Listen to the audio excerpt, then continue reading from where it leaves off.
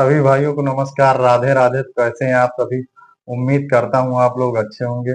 आज आप सभी के बीच एक सच्ची घटना लेकर उपस्थित हूँ। इस घटना को सुनाने का उद्देश्य किसी को परेशान करना नहीं, बल्कि आप सभी को जागरूक करना है। तो चलिए शुरू करते हैं। आज मैं आपको सुनाने जा रहा हूँ इतिहास की सबसे भयावह औद्योगिक त्रासदी, भोपाल गैस कांड। भोपाल में यूनियन कार्बाइड लिमिटेड एक फैक्ट्री थी, जहाँ कीटनाशक बनाए जाते थे। इन कीटनाशकों को बनाने के लिए एक बेहद जहरीले केमिकल का इस्तेमाल होता था, मेथिल आइसोसाइनाइड।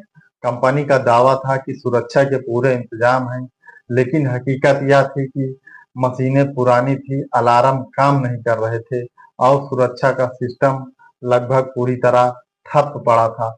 हादसे की तारीख 2 दिसंबर की रात और 3 दिसंबर की सुबह फैक्ट्री के टैंक नंबर 610 में अचानक पानी चला जाता है और मेथिल आइसोसाइनाइड का पानी के साथ जबरदस्त रिएक्शन हुआ और टैंक में प्रेशर बढ़ता चला गया। रात के करीब 12 बजे टैंक फटा और जहरीली गैस पूरे शहर में फैलने लगी।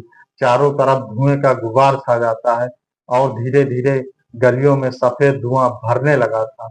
लोगों को पहले आंखों में जलन महसूस हुई, फिर सांसें रुकने लगी, बच्चे चीखने लगे, औरतें चिल्लाने लगी और रोने लगी। लोग इधर-उधर भागते गिरते जा रहे थे, लेकिन जब हवा में ही जहर घुल चुका हो, तो लोग आखिरकार भागकर कहाँ जाते।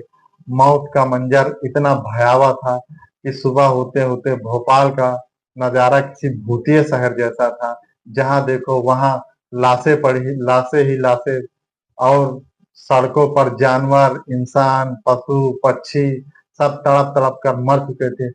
अस्पतालों में इतनी भीड़ थी कि डॉक्टर खुद रो रहे थे। मैं अपने बच्चों की लाशें सीने से लगाए बैठी थी। आमतौर पर छोटे बच्चों में इम्यूनिटी पावर कम होता है, इसलिए मरने वालों में बच्चों की संख्या अधिक थी। सरकार ने कहा लगभग 3000 लोग मरे हैं, लेकिन असलियत संख्या या 20,000 से भी अधिक थी। कुछ लोग इस त्रासदी में अस्थायी रूप से बीमार हो गए, कुछ लोग की आंखें चली गई, तो कई किसी के फेफड़े गल गए और सबसे हैरान और डरावने वाली बात यह थी कि इसका असर आने वाली पीढ़ियों पर भी पड़ा।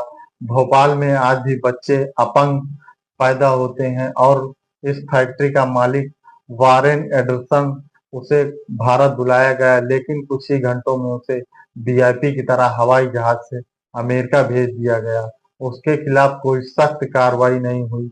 भारत सरकार ने 470 मिलियन डॉलर का मुआवजा लिया, लेकिन यह रकम इतने बड़े हादसे के सामने छोटी थी। हजारों पीड़ित आज भी न्याय का इंतजार कर रहे हैं।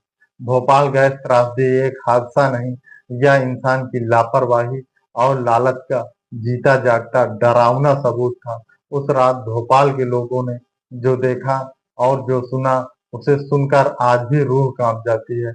और सवाल यह है कि क्या हम कभी अपनी आने वाली पीढ़ियों को ऐसी त्रासदी से बचा पाएंगे? वह भोपाल की काली रात जो आज भी लोगों के जहन में जिंदा है और लोग उससे आज भी नहीं निकल पा रहे हैं। सरकार की इस लापरवाही से आज भी लाखों लोग अपंग पैदा होते हैं और हम आज आपको इस घटना को सुनाने का उद्देश्य यही है कि आप सभी को इस बारे में बताया जाए और जागरूक किया जाए। धन्यवाद।